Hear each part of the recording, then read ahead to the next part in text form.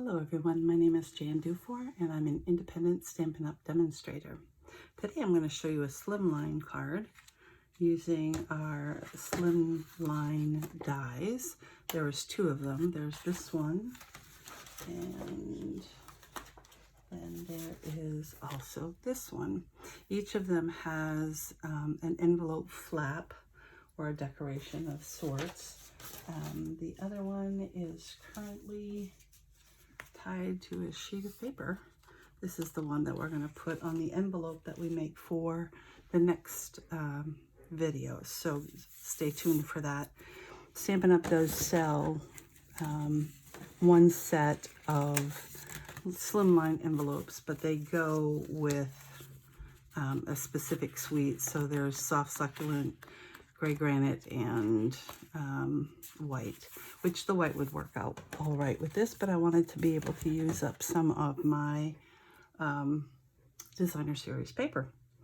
So I'm going to show you a couple examples. Some of them come with horror stories. Isn't that always fun? That was because I tried to do them certain ways. And you're welcome to try them. You may have better success than I. The biggest disaster was this one. I love my Tombow multi-purpose liquid glue. Love it, love it, love it. Not so much doing this card.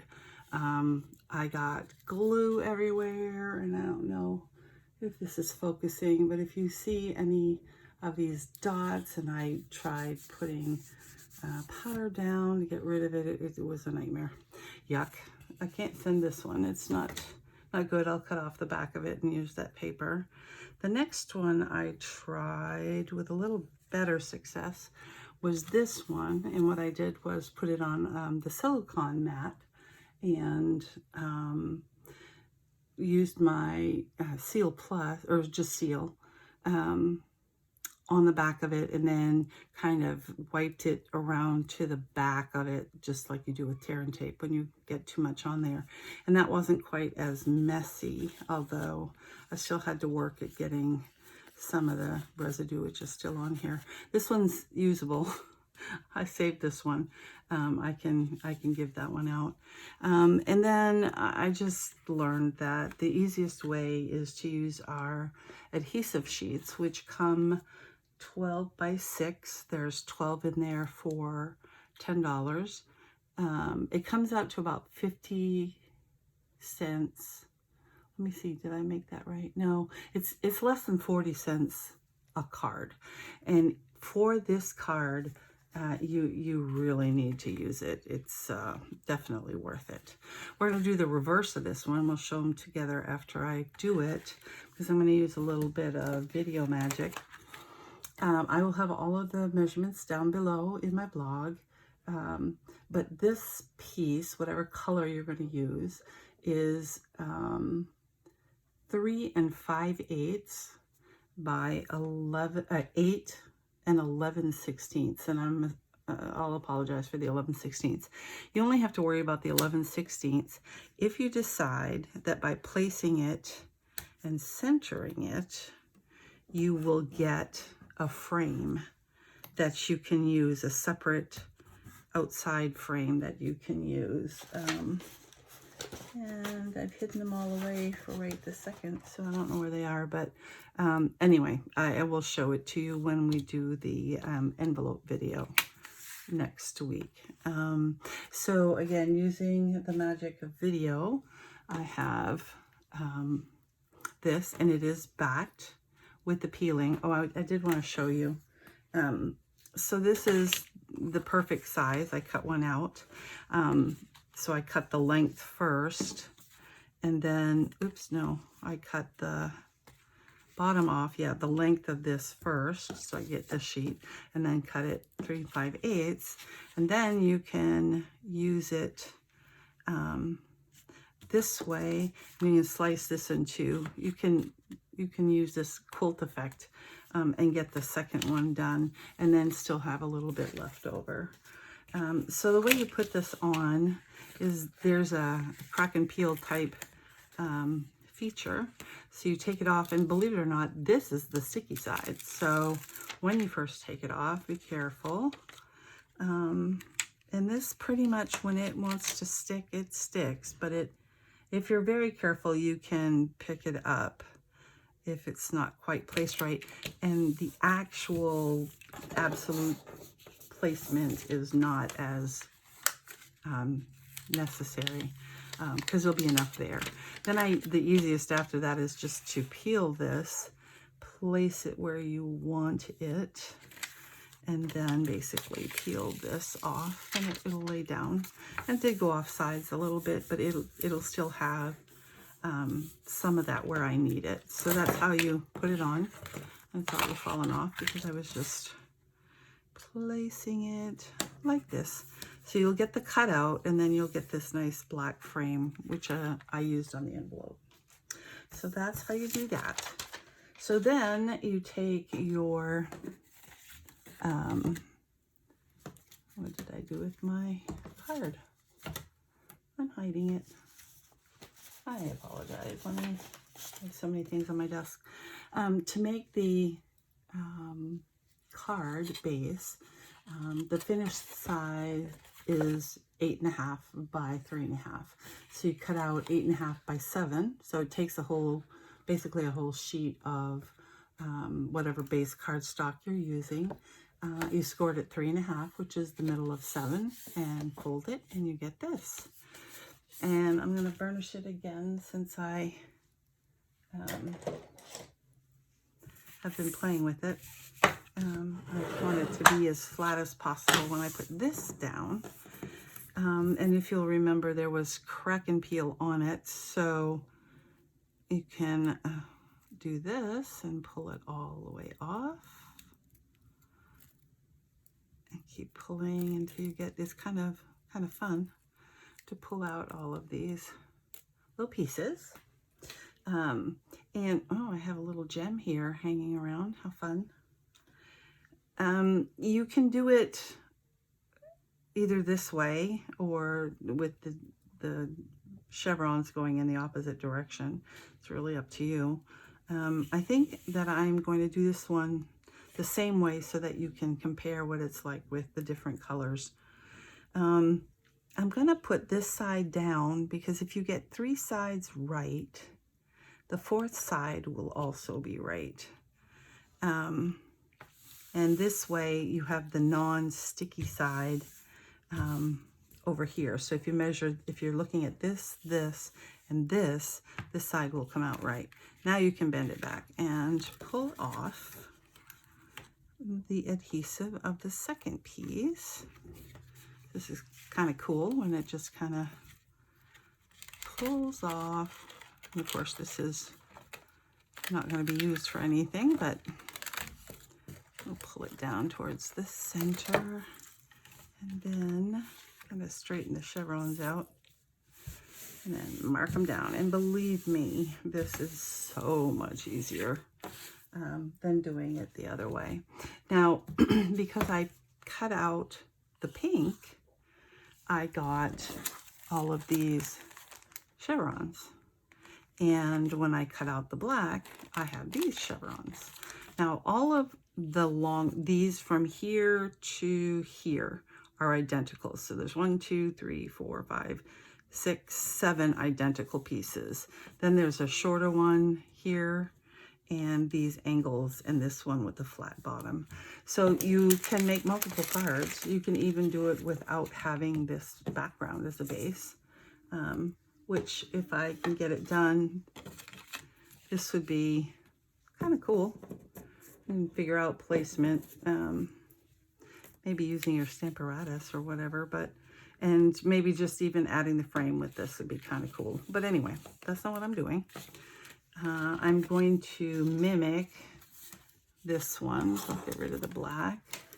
I'm going to mimic this one in that I'm going to put one in the first full one at the bottom. Again, this is got the sticky stuff on the back, which is nice. And I found the easiest way to get it in the right spot is to jam it in the corner and then kind of line this up and press. And it really does fall in place because this is like doing an inlay there's, you know, there's a difference in height between the white stripe and the black stripe, obviously. And so it just kind of fits in there pretty easily. We'll take this part off and put that here. Very good. We'll take another long one and take this off. And you know that you can you know, do a rainbow effect down here if you wanted to. You could, you know, do the whole rainbow down here, which would be kind of awesome too. Of course, you'd have lots of them left over. I'm looking for the triangle at the top, which I'm not seeing right this second. So we'll leave it off, and that's fine. I might even have used it on a different, I'll take care of that later. Okay, get rid of our junk. The one thing I am going to do differently, I'm going to use a different sentiment because I have quite a few of these, which is fine, that's pretty. But I'm just going to do a regular sentiment. And so I am going to first, this is 1 by 3.5, and I'm going to put it in the 1-inch tray. Make sure I push it all, whoops, I don't have it open, so that's not going to help. Push it all the way in to the back. You should be able to see it here. And that way you can make sure that it's centered. And then you can throw that away. And then if you want, you can turn it in, and I am going to do this just because it's fun. Make sure that one's all the way down. Cut that one out, and then you've got this little, it's not exactly centered. Let me see if I can fix it a little bit. I'm doing this at an angle, so I couldn't really see. Let's see if this improves it or makes it worse. We shall see. Let me pull it out. That's good. There's a little pair of clips. And this is my fault because I could not see it well. And black is just a hard color to work with under these lights anyway. So I'm just going to kind of, oops, try to clean it up with my snips a little bit here. See if that'll look better. If not, that's what more paper is about.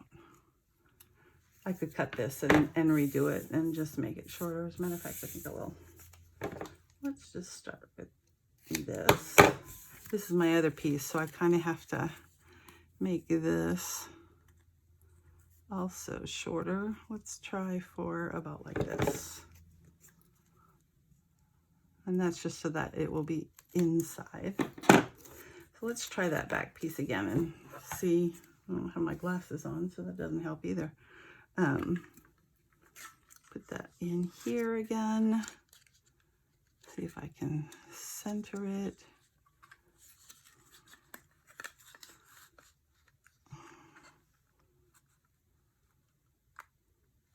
I'm going to just bring it to the light so I can verify where it's sitting.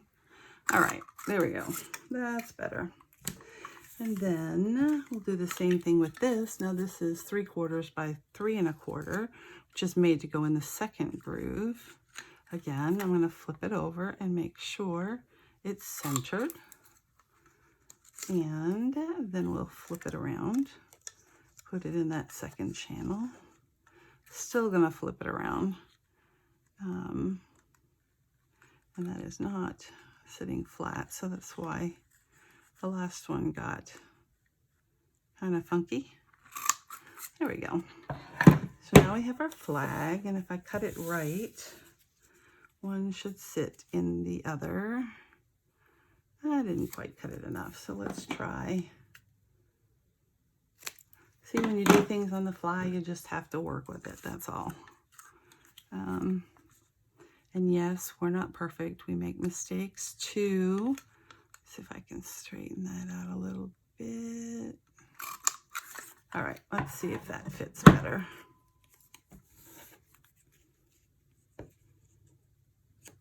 And it does. It looks much better. All right. So I'm just going to take this one, though. And the phrasing I'm using is, first of all, you're awesome. We are using Melon Mambo, which is the color of the pink here, along with black. But I want to, since I have the background black, and because these are polyphotomer. No, that's not right. Photopolymer. Okay, let's re-ink that. And you can set this up so it's kind of straight. The small ones, I tend to go for it. There we go. Perfect. And then we are going to use liquid glue on this one because for the backing, I'm going to put some dimensionals.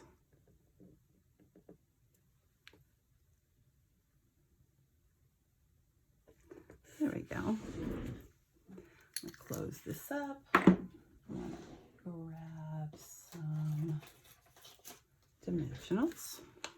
Flip this over. And because I never know if I'm going to put them in the mail, I'm putting one extra one on there just to help with crush proofing it. So this is going to look a little bit different because I didn't, I did not put the sentiment right in here. And I think I want it right about here. So other than the fact that the sentiment is different, you can see, even though you're using the same colors, it looks very different. So let me show you, I think I did show you all of the different options I had. So again, all of the instructions will be down at the bottom of my blog. If you want to reach me, you can email me at jandufour@yahoo.com. You can go to my blog to get this, which is stampmesilly.com. And if you don't have a demonstrator and would like some free catalogs, just drop me an email and I'll mail them out to you. You can shop on my online store at jandufour.stampinup.net. And again, I will have these posted down below so that you can have all of the measurements. Then next week, or let's see, so this will be posted on Wednesday, and the following Saturday, I am going to make the matching envelope that will work with this, that you can make with any 8.5 by 11 piece of paper. And I'll give you some of the options that are available. So thanks so much for dropping by. I really appreciate it. And I hope to see you soon. If you like this video, click the I like button and then hit subscribe.